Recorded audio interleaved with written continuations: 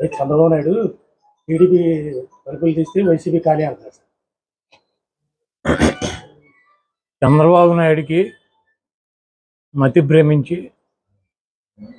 మా పార్టీలో జరుగుతున్నటువంటి సీట్ల మార్పులు చేర్పుల గురించి, అదేవిధంగా కదలరా అని చెప్పి ఈయన కదిలి వెళుతూ వాళ్ళ దగ్గరికి ఉపన్యాసాల్లో అక్కడ ఉన్నటువంటి శాసనసభ్యుల్ని, మా మంత్రుల్ని, మా ముఖ్యమంత్రిని ఆయనకి నోటికి ఇష్టం వచ్చినట్టు ఇట్టే కార్యక్రమం పెట్టుకున్నాడు. ప్రజలకు ఏం చేస్తానన్నది చెప్పట్లేదు. నిన్న చంద్రబాబు నాయుడు తలుపులు కనుక తీస్తే మా పార్టీ ఖాళీ అవుతుందని చెబుతున్నాడు.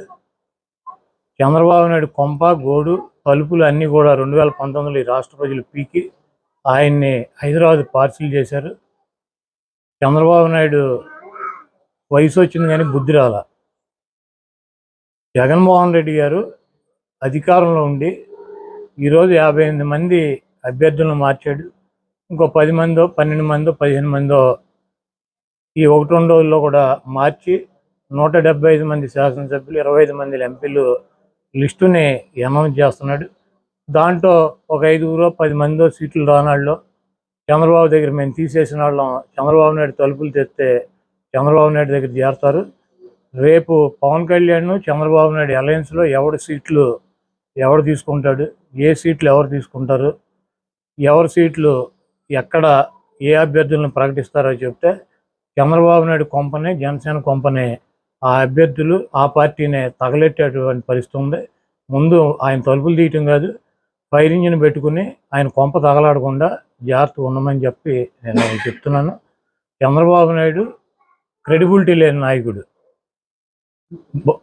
బాబు భరోసా అని చెప్పి రోడ్లు ఎమ్మడి తిప్పుతున్నాడు. 3 సార్లు ముఖ్యమంత్రి అయ్యాడు. 600 వాగ్దానాలు ఇచ్చి ఏ వాగ్దానాన్ని నెరవేర్చినటువంటి చరిత్ర లేనటువంటి, క్రెడిబిలిటీ లేనటువంటి నాయకుడు ఈ రాష్ట్ర ప్రజల దృష్టిలో ఉన్నాడు. జగన్మోహన్ రెడ్డి గారు ఇచ్చినటువంటి మాట కట్టుబడి ఉండేటువంటి వ్యక్తి.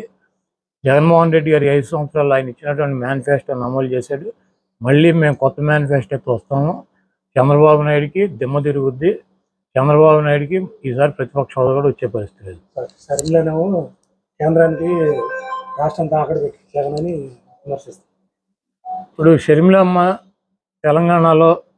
తెలంగాణ ప్రజల కోసం, పాలేరు ప్రజల కోసం ఆవిడ అక్కడ పార్టీ పెట్టి 4000 కిలోమీటర్లు పాదయాత్ర చేసి తెలంగాణ ప్రజలను ఉద్ధరిస్తానని చెప్పి, రాజశేఖర రెడ్డి బిడ్డనని చెప్పి, రాజశేఖర రెడ్డి గారి ఆశయాలు సాధిస్తానని చెప్పి అక్కడ ఏం చేసిందో తెలంగాణ ప్రజలు, ఆంధ్రప్రదేశ్ ప్రజలు కూడా చూశారు.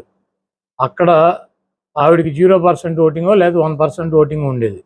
ఆ పార్టీ ఇంకొక జీరో ఓటింగ్ ఉన్నటువంటి పార్టీలు విలీనం చేసి ఇక్కడికి వచ్చి ఆవిడ మళ్ళీ ఇక్కడ కూడా సేమ్ డైలాగులు, ఆంధ్రప్రదేశ్ కోసమే పుట్టాను, ఆంధ్రప్రదేశ్ను ఉద్ధరిస్తా పుట్టాను. ఇప్పుడు వైజాగ్లో స్టీల్ ప్లాంట్ గురించి 4 సంవత్సరాల నుంచి గొడవ జరుగుతుంది.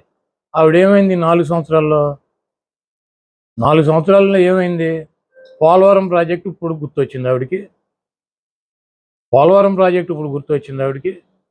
ఇవన్నీ కూడా రాజకీయంగా ఏదో రకంగా ఒక పదవిలోకి రావాలని చెప్పి కాంగ్రెస్ పార్టీ ప్రాపకం కోసం జగన్మోహన్ రెడ్డి గారి మీద నిందలేస్తూ తిరుగుతుంది. ఆవిడ పార్టీ కోసం కష్టపడ్డాను, పార్టీ కోసం ఇది చేశాను, అది చేశాను అని చెప్తుంది.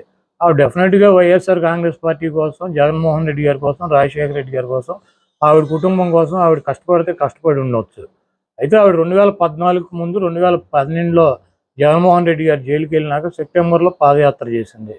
ఆవిడ 4000 కిలోమీటర్లు నడిచానంటుంది. అప్పుడు వైసీపీ అధికారంలో వచ్చింది. ఆవిడ నడిచినప్పుడు 2014 నుంచి 2019 దాకా ఎలక్షన్ జరిగినటువంటి 20 రోజులు తప్పించి ఆవిడ ఎక్కడన్నా వైఎస్ఆర్ కాంగ్రెస్